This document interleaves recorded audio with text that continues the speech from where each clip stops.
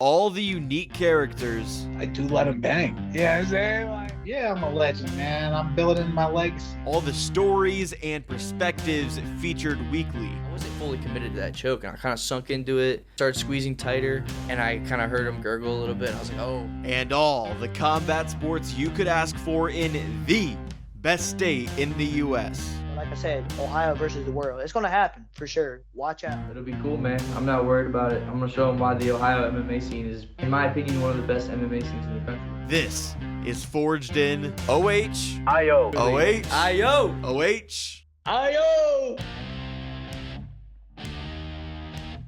Hello, everyone, and welcome back to the week of 100 episodes for Forged in Ohio. This is the fourth episode of the program to drop this week. I believe the first episode of the show to ever drop on a Thursday, and boy, am I excited for this one.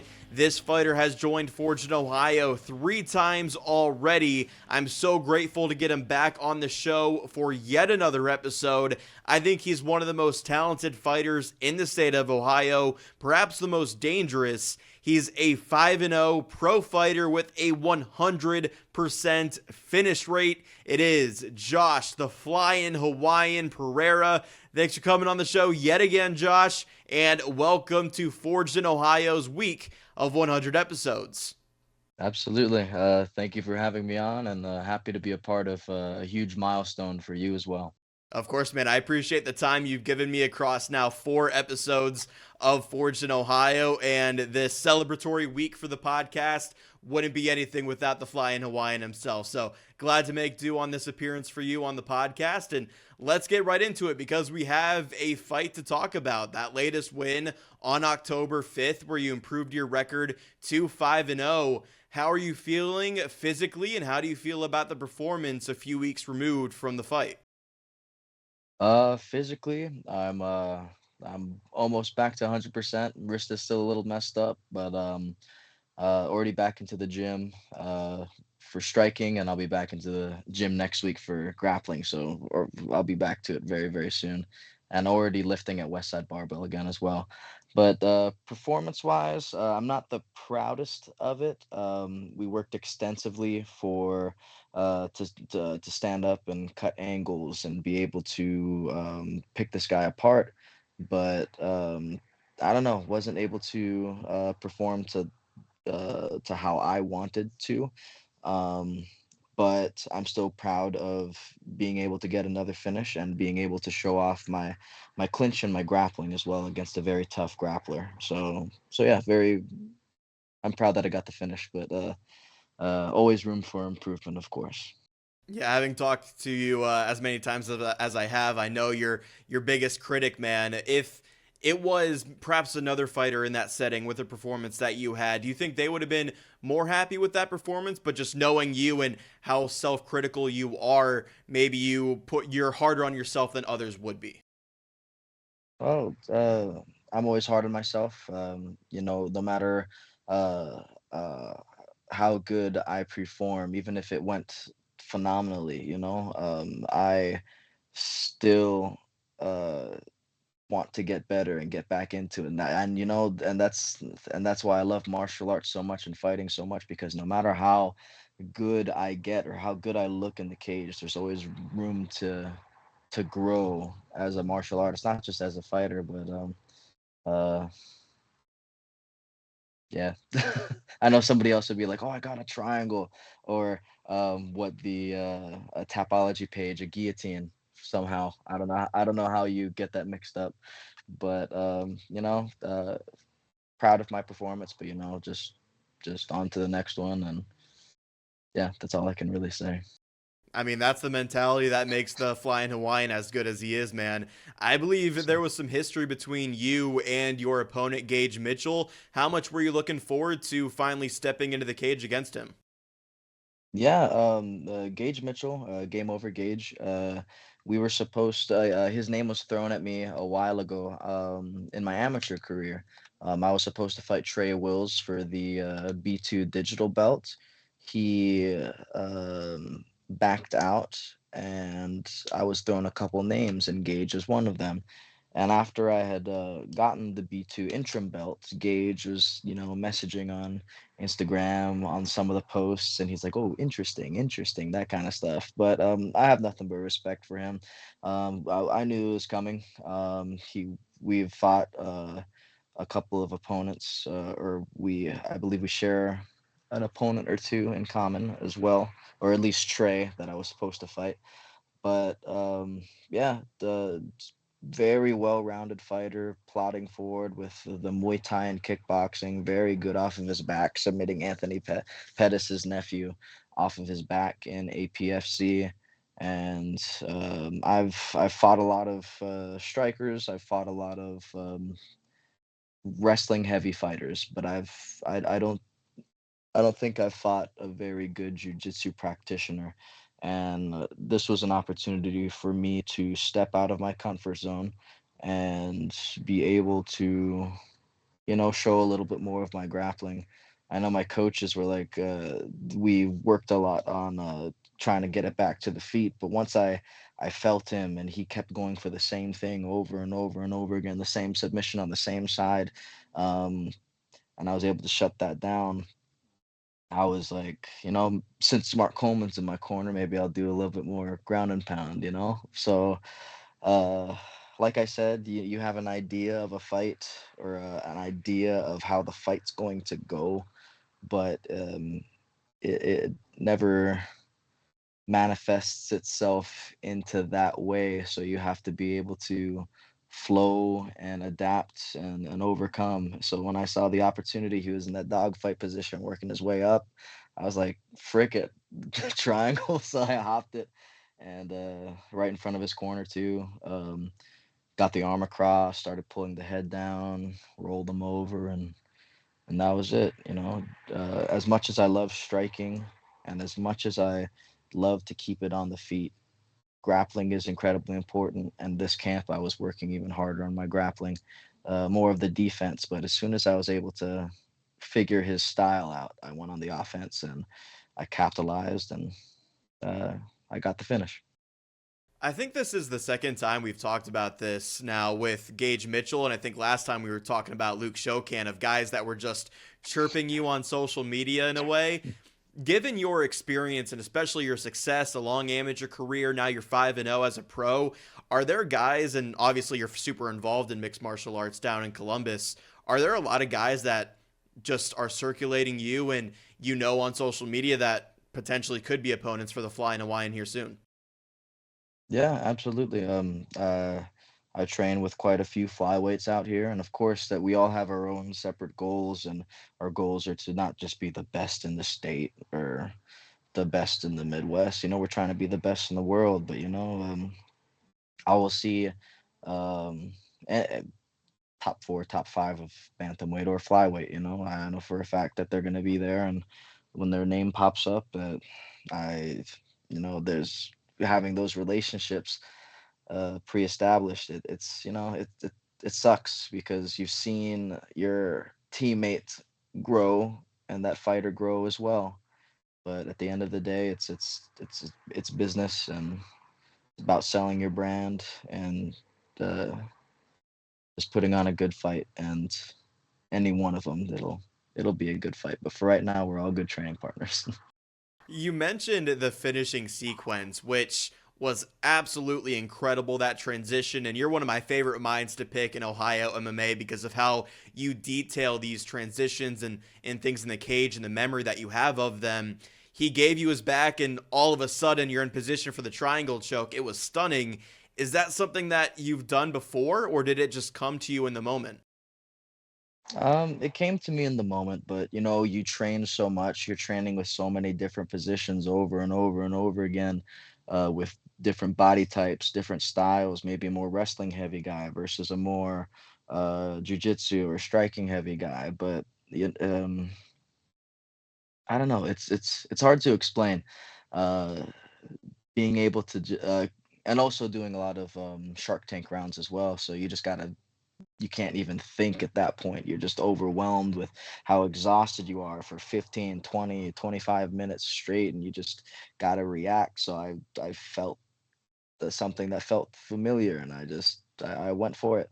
Um, Almost like as if it was like laid out, or I saw it ahead of time or something. But it's like I said, just being able to adapt, and jujitsu and grappling is so important. Like I said, I'm a striker mainly, but grappling, if you have a good understanding of that, you can end a fight very, very fast. And I was like, well, I ain't paid by the hour.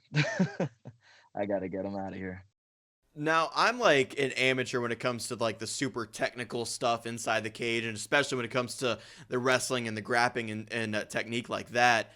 Can you explain to me the difficulty of a transition like that, getting to where you were on his back to securing the arm triangle choke that finished the fight in the third round?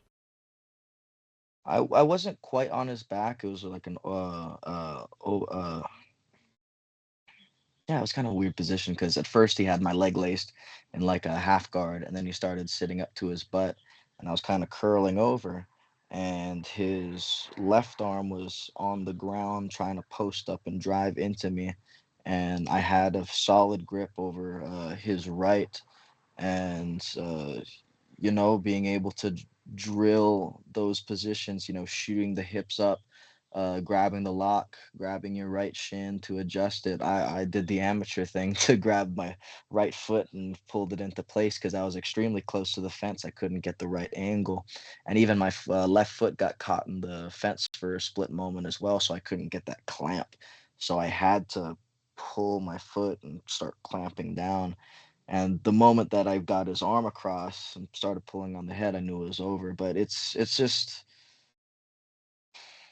it's almost like it's a play, something that's like rehearsed. It's like doing it so many times that it's just you don't have to think about it, and just it just happens. It's just like pulling on a cross and throwing a right hand. It's you do it so many times that you don't think about it and you just react.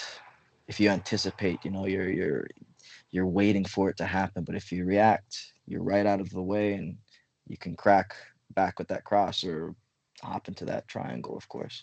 And we got a great team at Immortal, always working with Cam Knight, Jimmy Lobo, Matt Cook, Brian, Malik, JR, Ross, all those guys on the competition team, So I'm the I'm the smallest guy there too, and everybody else is a good buck, like 30, 40 pounds bigger. So, being able to get those submissions on those guys is tough, but somebody my size, it's once it's locked in, it's over.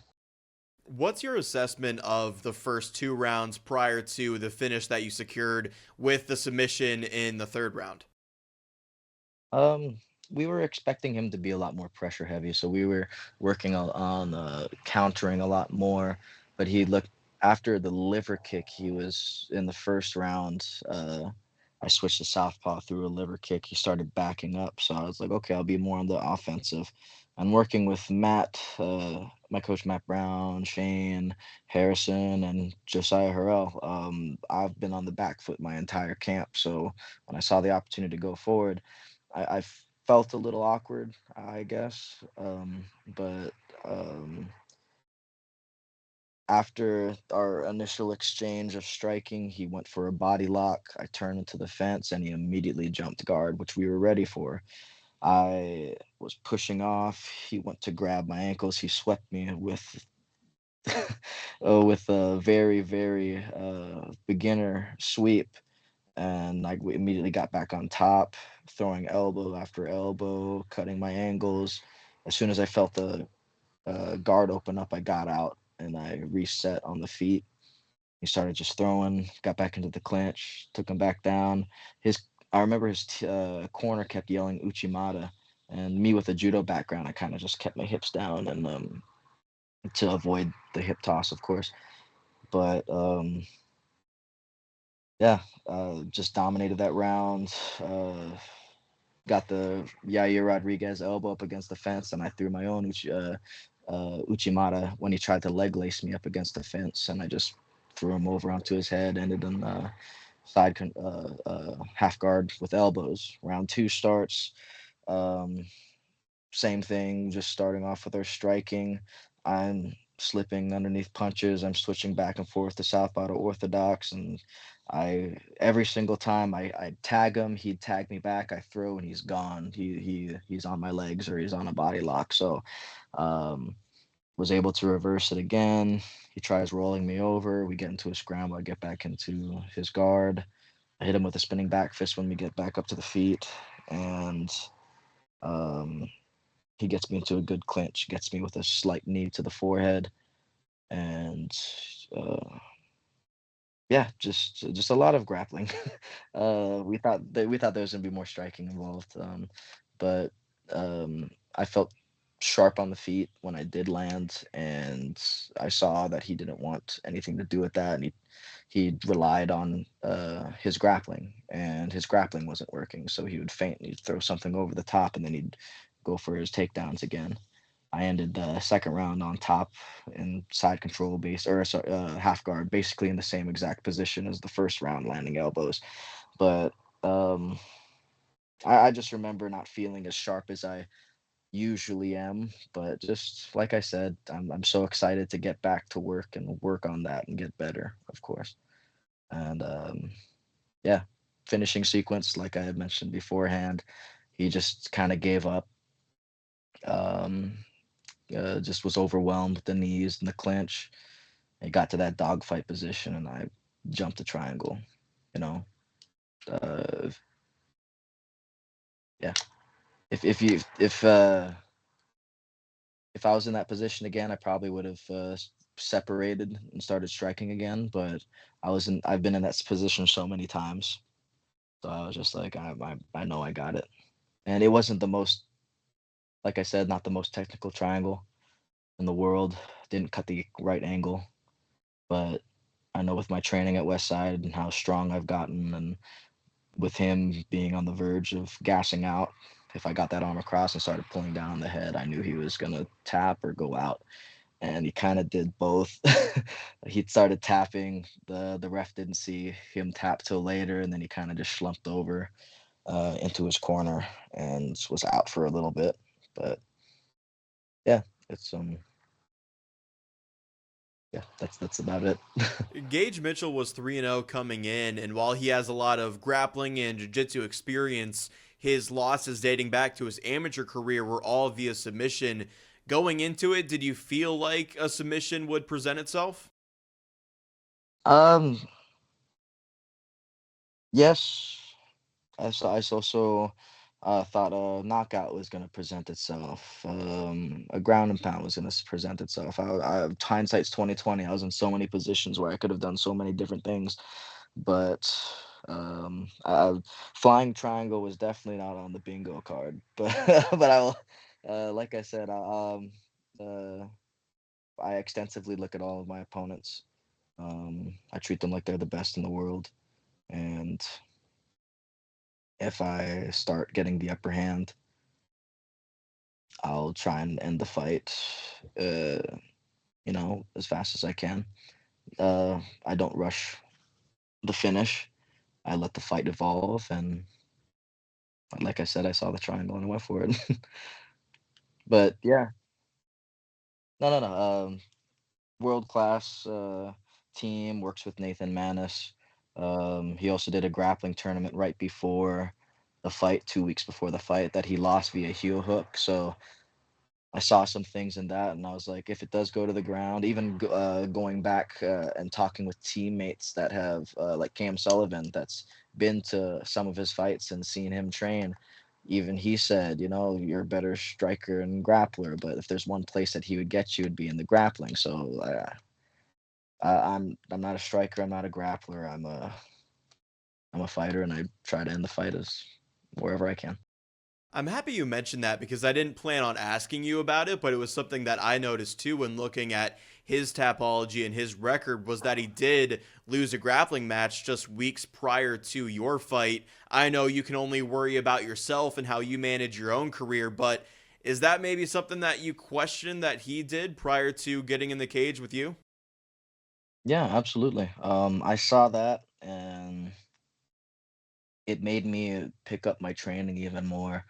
I was starting to like coast out on my training, but I saw that that he was signed up for a match, and I was like, oh shoot, I'm gonna start training a little bit more. So I started doing even more Shark Tank rounds. And then when I finally saw his grappling match, it was like the first 15, 20 seconds he tapped via a heel hook, I believe. Um, and that kind of just like put something in my head saying he should be focusing on me just as much as I'm focusing on him. And him going out of his way to take a grappling match means that he's not fully focused on me. And at that point, I already knew that I won because he didn't have his full focus in me. Like when Luke Chokan texted me in the middle of the night or in the early morning of, oh, I'm going for my morning run. You better be ready. And I just text back, I'm glad you're taking this seriously. So I want to put on a good performance and show that I'm one of the best around, and hopefully I can prove that I'm one of the best in the world. And I hope they're taking me seriously. I hope they're taking me seriously as much as I'm taking them seriously. This was your first 5-round fight as a pro fighter. I know you got the job done in the 3rd round, but did the approach change at all as you prepared for a potential 25-minute contest? A lot more bike rounds, a lot more road work, a lot more everything. I was ready to go 10 that night if I needed to. Yeah, just more, just more of everything. Why train? Uh, why train down to an opponent? Why only train and do the bare minimum? Oh, I'm fighting 5 rounds. I'm gonna do 5 rounds in the gym and that's it. No, if I'm doing 5 rounds, I'm training to do 20 rounds. I'm training with people that are fresh. I'm training with people that are bigger, stronger, faster than me. You know, hitting the bike in the middle of the night with Miles Robinson. um, yeah, just why would you sell yourself short and not push as hard as you can? I could only imagine what those midnight bike sessions look like with It's Miles not Robinson, fun. man. It's not fun. It's not fun at all. Who pushes who more? Is it, or does it just depend on the mood the day? Uh, I like to think that we all push each other very equally, and we also have other teammates that come in. Sometimes they're on the bike, sometimes they're like doing this. So, so but, most of the time it's just that camaraderie of just people just wanting to get better. So, it's just yeah, just pushing to the absolute limits until we're dry heaving outside or throwing up outside. Getting better. You mentioned your work with Westside Barbell for this fight. Did you notice any differences in your strength in those 3 rounds that you fought in? Oh, dude, he couldn't get me down. Like the moment he would try and lock up and uh get like a takedown, I would just pull him back up to the body lock and just shuck him and put his back against the fence. And the way that we do things at Westside, which I procrastinate a lot. I wake up early in the morning and I look at my shoes for about 10 to 15 minutes before I go to Westside. And it's some of the most hardest, grueling training that I've ever done. And it gives me the physical and mental like gratification almost. It's like now I have the strength to back up my technique. Now I have the cardio to last me even longer. My body's not getting physically fatigued as much. I can push so much harder, faster for longer, and it's just absolutely incredible. Mac, my trainer, and Tom, and being able to I don't work with Dante or Lawson or Max, but they're all in the same program. It's just sheer strength and just me knowing that I can shut your lights out or outlast my opponent is a huge confidence booster. And being in there and you're pushing however much the weight is and trying to deadlift 300 pounds and stuff, trying to silence that little bitch in your head to to do it, and you just apply that to the fight and you're just unbeatable. It's absolutely fantastic, and I wouldn't change it. I can't believe I've been fighting without lifting like that, or just lifting in general. My last whole fight I didn't lift, and now I have the strength, power, speed, stamina. I feel like I can be a contender very, very soon. I love that. One day. Yeah, you mentioned how the strength component, and maybe that was the missing element of your game and how it's tied everything together. Just how much more dangerous does that make you moving forward?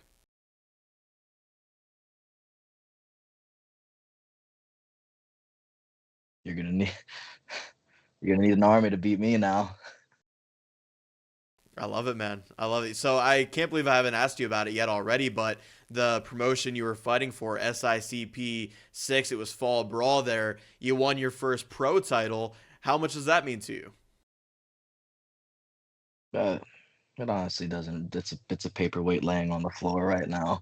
It's cool at first. Like really, it is. Like another thing to add to the collection, but this could have honestly been just another fight. I would have rather had fought for the Canton LFA card that sadly got canceled. But this is pretty cool. I'll be enjoying it for another couple of days, and I'll be giving it to the gym, so it gives all the other fighters, or even just people that I train or people that train with me, like hey, if you work hard enough to do towards anything, you can go off and do it.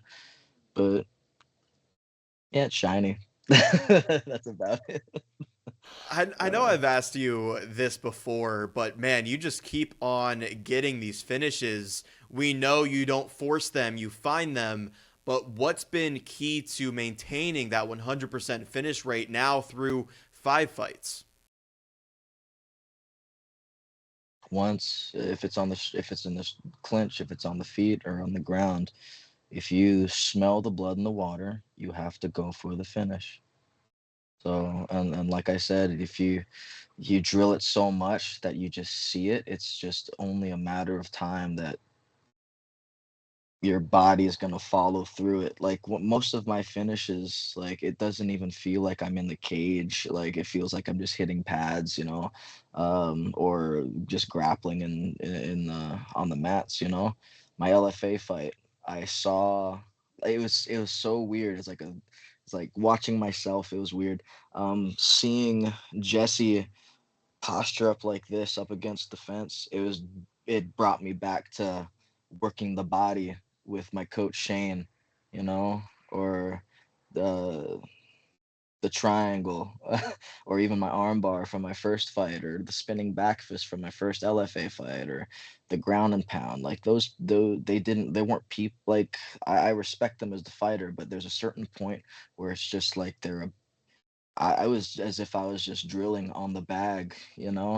Um, so if you see blood in the water, just go for it. Talking with Josh the Flyin Hawaiian Perreira on Forged in Ohio. How would you rate what you've done so far in your pro MMA career? You're, of course, 5-0 with 3 knockouts and 2 submissions. 8 out of 10, 7 out of 10. I feel like I can finally go, man. That was like I give myself a 10 out of 10 if I can go a whole round without being hit. That's my goal. If I can go a whole round without getting hit, without getting touched, being right on the outside of their reach, being able to flow between my different strikes and different striking techniques, being able to block every single takedown and staying on the feet and not getting hit for an entire round, for an entire fight. That's when I say that's that's a 10 out of 10 performance. But for right now, even Silva got hit every so often. Even the best of the best gets hit. But that's a personal goal that I have for myself. Will I ever see it? I don't know.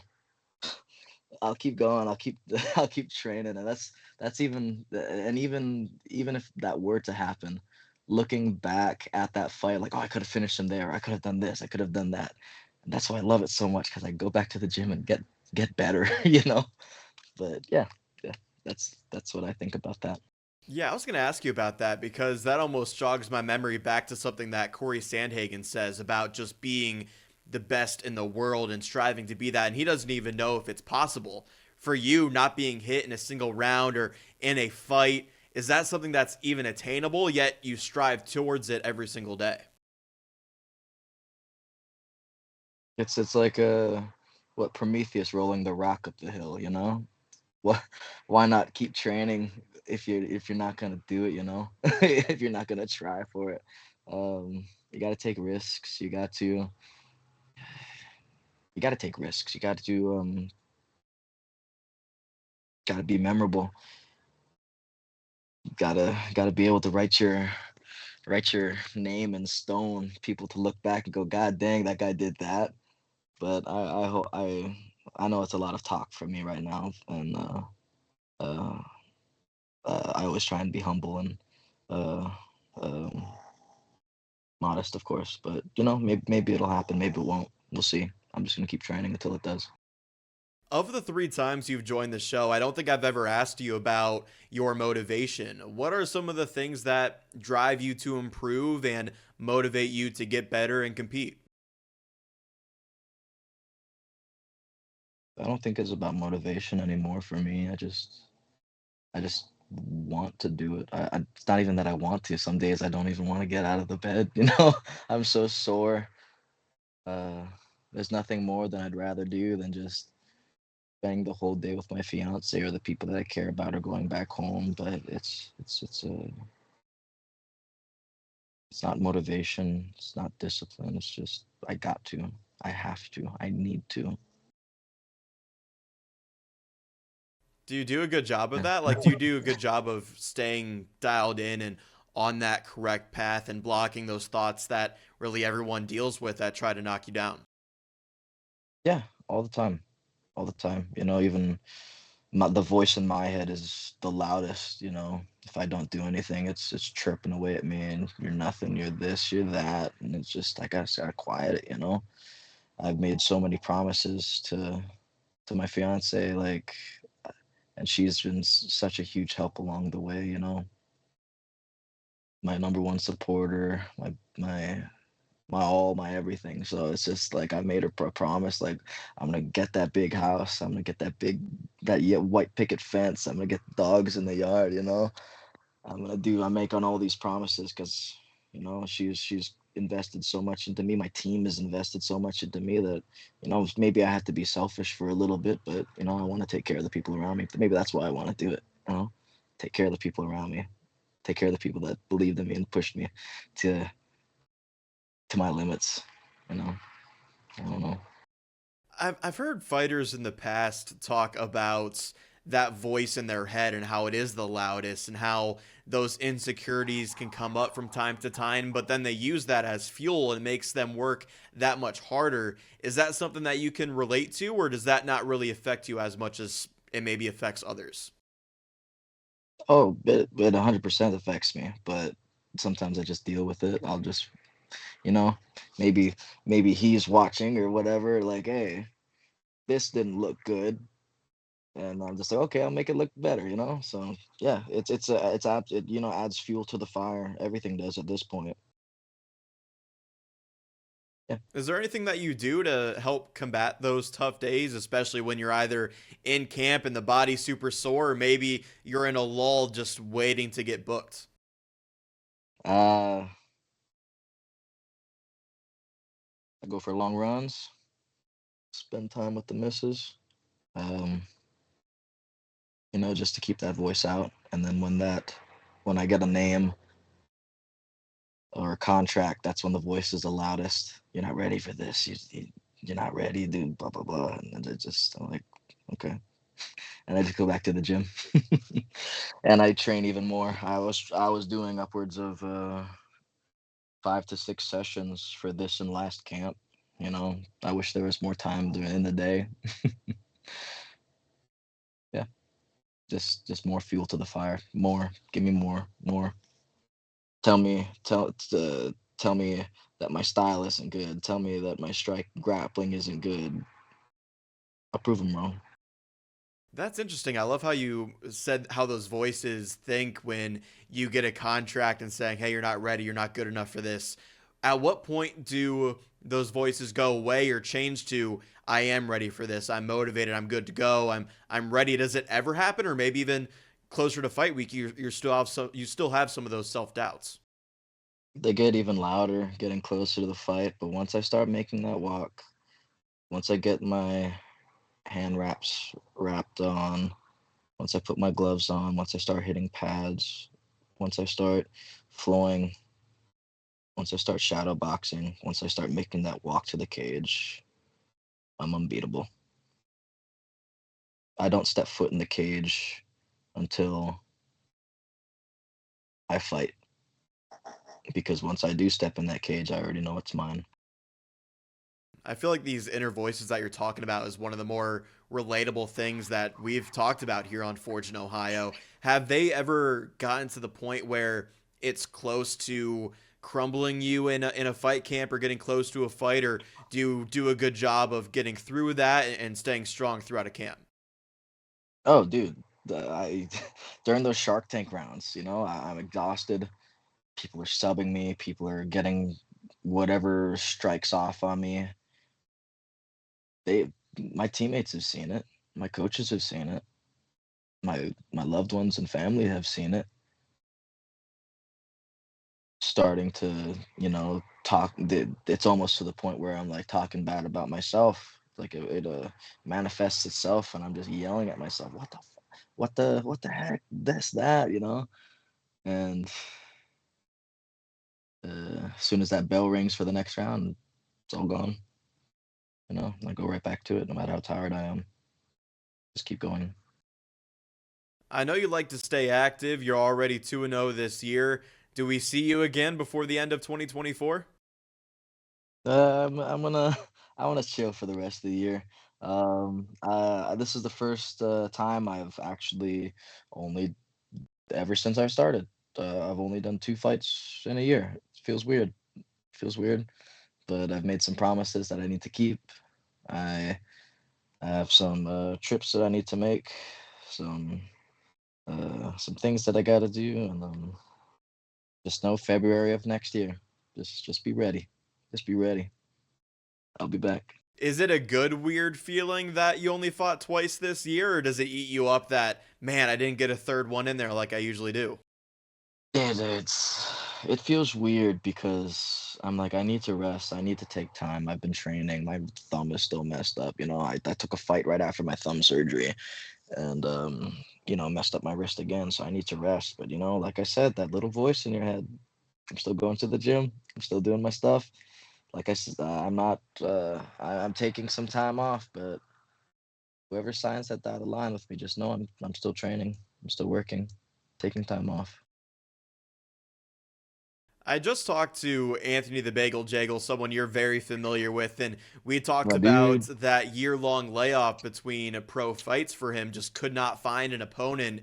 For you, with the 5-0 record, with the 100% finish rate, is that something that you think about? Do you think it's going to be harder to find people to step up and fight you moving forward? There's people out there. I'll have to travel. I'll have to do what's necessary to get those fights. Oh, I'm not gonna fight because I gotta do a little bit of traveling. Oh, okay. I'm not one to make those excuses. Um, I'll do whatever is necessary till I get to that big stage, and even then, I will do everything within my power to make sure I perform on that big stage as well. I know you do a great job of staying in the moment. You don't like to think too far ahead, but I have to ask about that big stage. How close do you think you are to the big show, to signing with a promotion like the UFC? Well, after my LFA fight, Matt comes up to me and he said, "Hey, I just want to let you know. I think it was McMahonard. McMahonard was watching your fight. I told him to tune in, and if you told me that before the fight, I'd probably be freaking out. But after the fight, I was like, oh, I told him, what'd he say? I asked him, what'd he say? Or what do you think? He was just like, bro. He said a couple more. So we're right there. I just got to keep doing what I'm doing. Trust the process, trust the people that I'm training with, uh, trust the people that are around me. Why fix something that's still working, you know? I'm not gonna be the kind of guy that's like, oh, I'm gonna go to train at this other gym because I need to get better.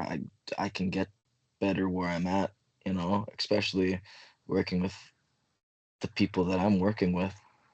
So I'm just gonna I'm just gonna keep getting better.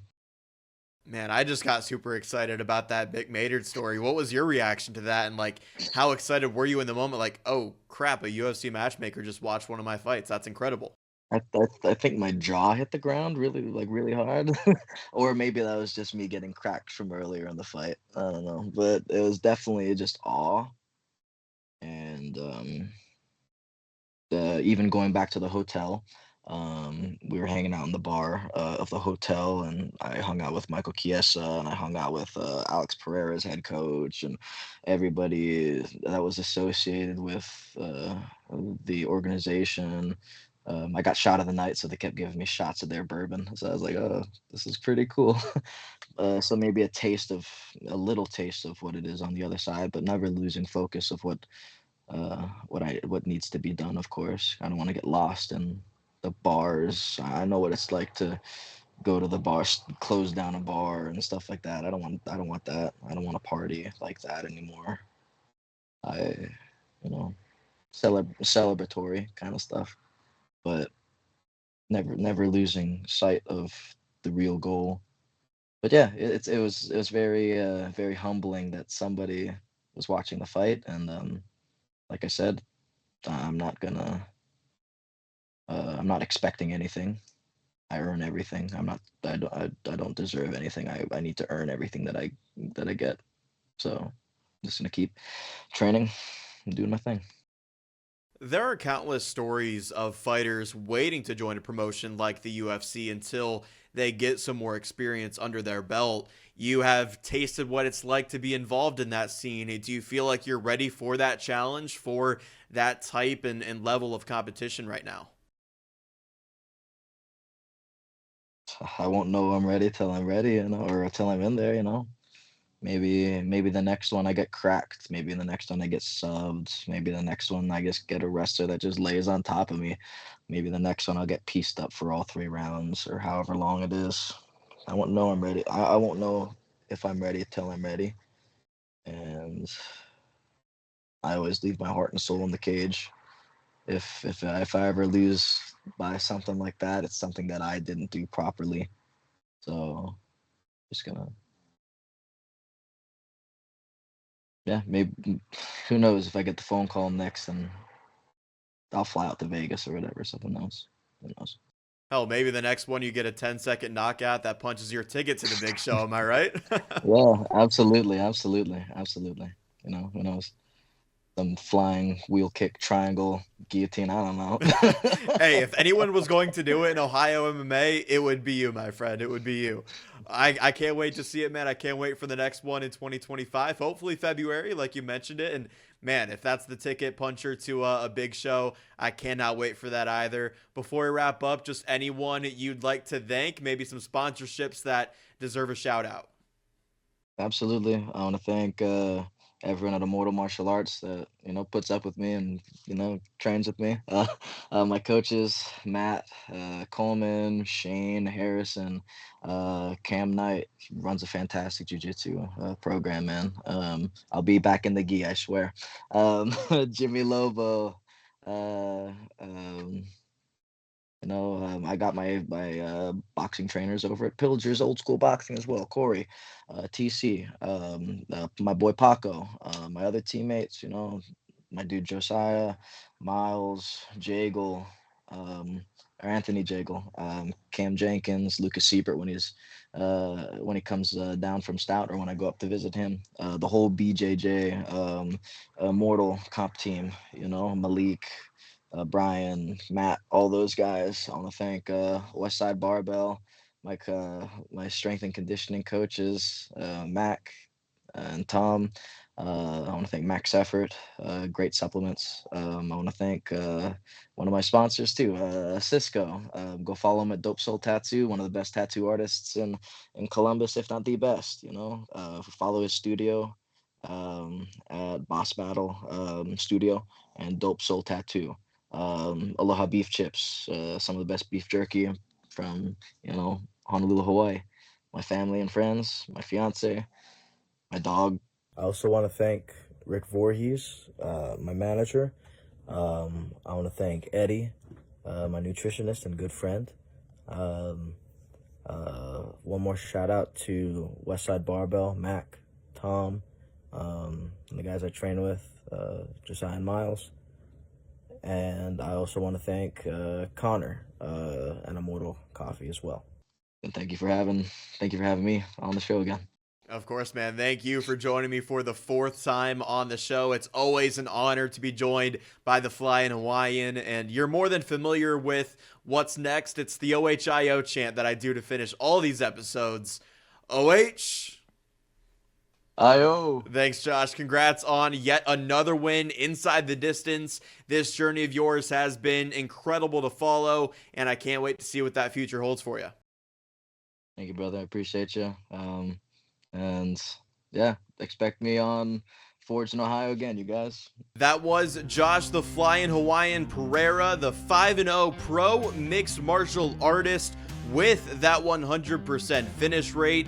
Josh is now one of 2 fighters to have joined the show 4 separate times. I obviously think the world of Josh Perreira, and he impresses more and more with every showing in the cage. That's going to do it for the 4th leg of the week of 100 episodes for Forged in Ohio. This is the 4th banger of an episode to drop this week, and I've got one more coming your way tomorrow. If you'd like a hint, it's another pro fighter in the Columbus area. To find out who that might be, you should go over to Facebook, you should go over to Instagram, and follow the show at Forged in Ohio. I also ask that you take your support to the next level by downloading episodes wherever you're listening, or if you're watching on YouTube, make sure that you're subscribed to the channel and you leave these videos a like to support me and Forged in Ohio. Thank you all for watching or tuning in. I've been Jake Murren, and the week of 100 episodes concludes tomorrow at 11 a.m.